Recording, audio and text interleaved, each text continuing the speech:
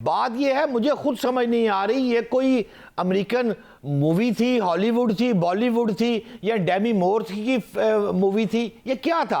लेकिन मैं आपको एक बात यहाँ ज़रूर बता दूँ, वाशिंगटन में एक बड़े जर्नलिस्ट से मेरी बात हुई है जिसने मुझे ये इंकशाफ किया है कि जब जहाज़ गिरा, पायलट नीचे आया, उसका अम्ब्रेला खुला है, उसके बाद अमेरिकन जो है उन्होंने ख़ास तौर पर बहुत सेंसिटिव चीज़ें लगाई होती हैं अपने जिस्म के अंदर, बॉडी के अंदर अपने पायलट को, जिससे वो उसको साथ मुसलसल टच रहते हैं। जब तक वो जिंदा है वो अपने वाशिंगटन के साथ राब्ते में है।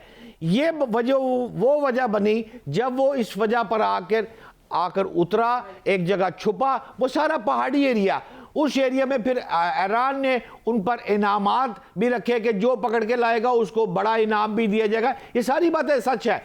लेकिन बाद जब उनको पता चल गया कि अमेरिकी फौजी, अमेरिकी पायलट जो है वो जिंदा है, फिर उनके हेलीकॉप्टर और तैयारे आए हैं और मेरी इत्तलात के मुताबिक उसको बाहिफाजत अमेरिका वापस ले गया है। ये बात है। नॉर्थ कोरिया भी इस जंग में आ रहा है, इस हवाले से भी बहुत खबरें हैं। मैं आगे चलकर इस पर भी बात करती हूँ। बट साहब, अभी क्या ऑप्शंस नज़र आ रही हैं, वॉर स्ट्रेटजी क्या नज़र आ रही है दोनों जानिब से, अमेरिका और ईरान? आई थिंक आपको लग रहा है डू एंड डाई वाली सिचुएशन पर हम आ गए हैं, या ये प्रोलॉन्ग करती जाएगी जैसे गज़ा के अंदर, यूक्रेन के अंदर अभी तक ख़त्म ही नहीं हो रही? देखिए फिज़ा, मेरी राय के मुताबिक तो ट्रंप के पास अब नैरो अपॉर्चुनिटी रह गई है। और एक ही बात मैं कहूँगा, नेवर फॉर नेवर, यानी कि never for never worst situation में अगर जाता है तो फिर उसके पास यही ऑप्शन है कि अमेरिका जो है वो दोबारा अटैक नहीं करेगा। ईरान जो है वो दोबारा जितने भी इनकी जगह हैं, यूएई है, दुबई है, कुवैत है, इन सारी जगहों पर ईरान अटैक करने बंद कर देगा। इस तरह का एक मुआहदा हो गया। अगर इस तरह का मुआहदा हो जाए तो यही सूरत हाल बचती है मेरे ख्याल में। इस वक्त अमेरिका के पास और ऑप्शन है कोई नहीं। हाउएवर, अगर हम थोड़ा सा और ज़रा गौर करें कि ये क्या हो सकता है, तो मेरे ख्याल के मुताबिक फिर यही है कि अब देखें ना, आज संडे है, कल पीर के रोज़ इसकी जो डेडलाइन है, एक दफ़ा ख़त्म की, फिर ख़त्म की, फिर इसने क्या दिया, अब मंडे की डेडलाइन है। मंडे को अगर ये फिर काम जो है वो ईरान ने तो नहीं मानना, ईरान तो जामे शहादत नोश करने के लिए खड़ा है। लेकिन ब्रिगेडियर साहब, आप हमारी रहनुमाई फरमाएं कि कौन सा ऐसा जंग का अब बटन है जो ट्रंप ने दबाना है, जिसके लिए उसने अपने आर्मी चीफ को फारग कर दिया और अब सारे जर्नलों को, अटॉर्नी जनरल को फारग कराने के बाद जो वजीर दफा है, उसका वजीर जंग है, उसको भी इतला आ रही है कि अब वो फायर कर रहा है। तो ऐसा डमी सा कि पपेट कौन सा लेके आएगा जो उसके कहने पे मनवान अमल कर दे, बिन सोचे अमल कर दे, ये उसके ज़हन में चल रहा है। तो वो कौन सा बटन है ट्रंप के पास और कौन सा लास्ट बटन है ईरान के पास, ब्रिगेडियर साहब? आई थिंक इसमें वॉर की आप ऑब्जेक्टिव देखिए, बड़ा जरूरी होता है कि स्टार्ट आप ठीक तरीके पे करें, अजम्पशन ठीक हो। जो स्ट्रेटेजिक अजम्पशन ही गलत है, रजीम चेंज की थी, उसके अलावा ईरान का जो रिस्पांस था, स्ट्रेटेजिक रिस्पांस पर टोटल मिस कैलकुलेशन थी कि वो इतने फ्रंट खोलेगा। दे डिडंट एक्सपेक्ट, ट्रम्प ने खुद एक्नॉलेज किया है। तो ये आई थिंक बहुत बड़ी शिकस्त होती है। बाकी आपने देखना है पब्लिक ओपिनियन, मेरे ख्याल में बटन शटन कोई नहीं है अभी, just matter of now compromise, जिसको ऑफ रैम्प बोलते हैं। और वो पाकिस्तान, उसके बाद बाकी मिडल ईस्टर्न कंट्रीज जो हैं, मिस्र है, उसके बाद सऊदीया है, तुर्किया है और चाइना प्रॉब्लम देने को तैयार है। यही एक रास्ता रह गया, अदरवाइज आगे बड़ी अजीमत है। मैं सिर्फ मिसाल दूंगा कि अभी ये छोटा सा लेट से ऑपरेशन था एक बंदे को उठाने का, तो शायद 1 बाई 1 किलोमीटर के इलाके में आपका इतना लॉस हुआ है। इमेजिन ये बूट्स ऑन ग्राउंड जो बड़के मारते हैं, हम बड़े बड़े आइलैंड ले लेंगे और पहाड़ों में घुस जाएंगे, ये कैसे करेंगे?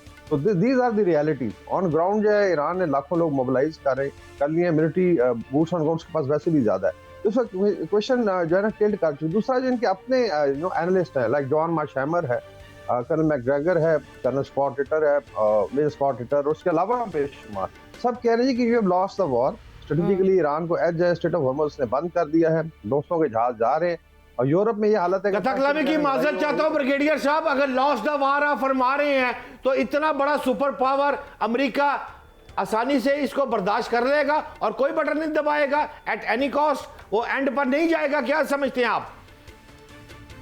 ये देखें फिर उसकी देखें ना, फिर उसकी इंटरनेशनल कॉस्ट होगी ना, हिरोशिमा नागासाकी आपने करके देख लिया। और दूसरा आप बताएंगे फॉल आउट किधर जाएगा, मतलब क्या खुदा न खास्ता गल्फ जो है उसमें बच जाएगा या पाकिस्तान पे इसका इम्पैक्ट नहीं आएगा, चाइना पे? ये बच्चों वाली बात नहीं है कि न्यूक्लियर बटन दबाएंगे। तो इसका मतलब है कि कल रशिया के पास ऑप्शन में यूरोप को ठोक देगा। तो आपने प्रेसिडेंट सेट कर दिया ना, फिर चाइना ताइवान के अगेंस्ट कर लेगा, तो ये I don't think so they can go to that level. और बाकी अमेरिकन आई थिंक एडमिनिस्ट्रेशन में शायद अभी सेन लोग हैं जो ये एडवाइस भी कर रहे हैं। मेरे ख्याल मिलिट्री ने ये एडवाइस भी किया है। तो अगर आपकी शुरू से पॉलिसी कंफ्यूज है, स्ट्रेटजी गलत है, तो फिर आप दरमियान में इसको ठीक नहीं कर सकते। स्टार्ट में एंड स्टेट क्लियर होनी चाहिए। जब आपको एंड स्टेट ही क्लियर नहीं है तो फिर इस तरह की आई थिंक चीजें होती हैं। ब्रिगेडियर साहब, ये जो स्ट्रेटजी की आप बात कर रहे हैं, आपने पहले भी पायलट रेस्क्यू ऑपरेशन पर बात की। I think that is a very valid point कि या तो पायलट के इंटरव्यू हो, उसकी पिक्चर सामने आए, या कुछ इस तरीके से वेरिफिकेशन हो। अभी ये भी कंफर्म नहीं है कि वो क्या अलाइव था, डेड था, कुछ भी नहीं। और अभी बस उन्होंने कहा कि एक शख्स जिसके पास खाने पीने के लिए पानी भी नहीं था, लोगों के इनाम के डर की वजह से वो ऑलरेडी एक पहाड़ी पर छुपा हुआ था और जुम्मे से उसको बचाने की कोशिश कर रहे थे और 36 घंटे के बाद उसको बचाया। क्या ये मतलब एक्सेप्टेबिलिटी में आती है ये चीज़ लॉजिकली?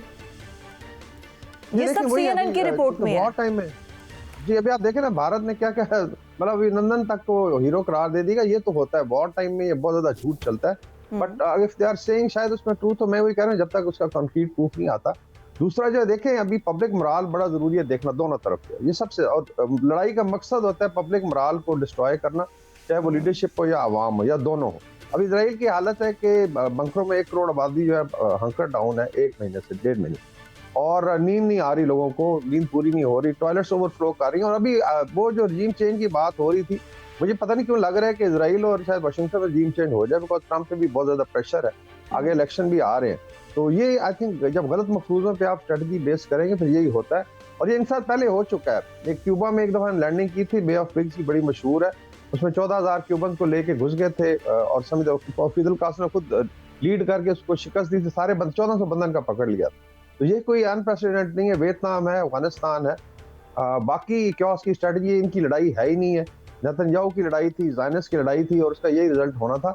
और जो 1.5 लाख कश्मीरी आपने फलस्तीनी शहीद किए हैं बच्चे, उनका खून सामने आना है, उसने रंग लेके आना है। और शायद यही इसकी बिल्कुल ठीक है, ये बातें, ये पूरी पॉलिसी लेकर वो चल रहे हैं। अभी जो नॉर्थ कोरिया के शामिल होने की खबरें आ रही हैं, और दूसरी तरफ एलआई दुबई बन गया है, क्योंकि जो ईरान के अंदर से मलबा मिला है जिन ड्रोन्स का, वो टेक्नोलॉजी सिर्फ 2 लोगों के पास है। चाइनीज़ टेक्नोलॉजी है वो ड्रोन, और वो सिर्फ सऊदी अरब और दुबई के पास है।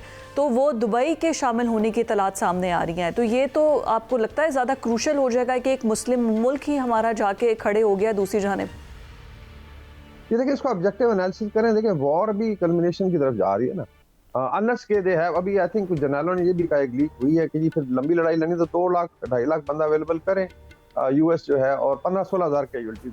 यही वजह आई थिंक मिलिट्री उनकी लड़ाई हो रही। अभी आ जाते हैं कि गल्फ में मेरा ख्याल अगर आप स्ट्रेटेजिक पेशेंस देखें तो उन्होंने अपना डिफेंस जरूर किया, दे हैव नॉट वेंचर्ड। अभी ये कोशिश नेतन्याहू और उसकी रही ट्रम्प की जो टीम थी कि ड्रैग किया जाए सऊदी अरेबिया को, पाकिस्तान को, तुर्किया को। आप देखें कितना प्रेशर था, लेकिन सामो ये काम नहीं किया। अभी देखें, फर्ज करें आता भी है, यूएई जो है मिलिट्री कैपेबिलिटी है, तो कितना फर्क पड़ेगा। और दूसरा, फिर उसके जवाब में अगर ईरान काउंटर ऑफेंसिव लॉन्च करता है क्रॉस द गल्फ, तो खुदा ना खास्ता Dubai can lose their area. देखो वहाँ पे मैन पावर की तो कमी नहीं है ईरान। तो ये दोनों साइड पे देखें, ये सिर्फ मेरे ख्याल में एक नैरेटिव इंजेक्शन है कि जो है खित्ते में, क्योंकि फसाद वो ऑब्जेक्टिव ही ये था ना, क्योस था, और खुदा ना खासा गल्फ को डिस्ट्रॉय करना था। अभी काफी समझदार हैं लोग, बाकी पोस्टरिंग हो सकती है, गुस्सा भी है, बट आई डाउट इट कि ये चीजें इस तरफ जाएंगी और इससे कोई फर्क पड़ेगा। बिकॉज अगर अमेरिका जो सुपर पावर है और इजराइल जो एक सुपर स्टेट है मिलिट्री की, लेट्स एक्नॉलेज के मिलिट्री पावर है, if they can do it, तो मतलब उसमें लेट्स से ऐड करके क्या हासिल कर लेंगे।